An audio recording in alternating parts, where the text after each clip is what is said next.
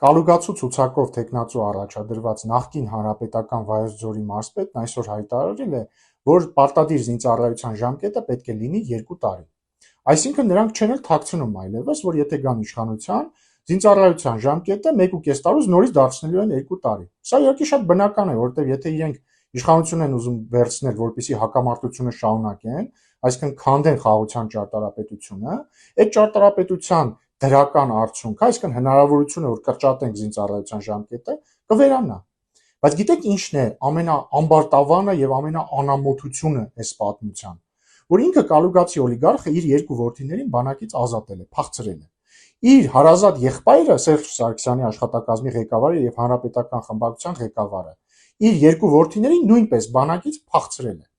Այսինքն ըստ սրանց տրամաբանության իրանց որդիները պետքա բանակից ազատվեն, կայֆեր կայծեր անեն, չգիտեմ, սեքսի նախարարություններ բացեն, բայց սովորական մարդկանց որդիները չէ, իրանք ով են սովորական մարդկանց որդիները, որ 2 տարվա փոխարեն 1.5 տարի ծառայեն։ Չէ, պետքա երկարացնել, որ 2 տարի ծառայեն։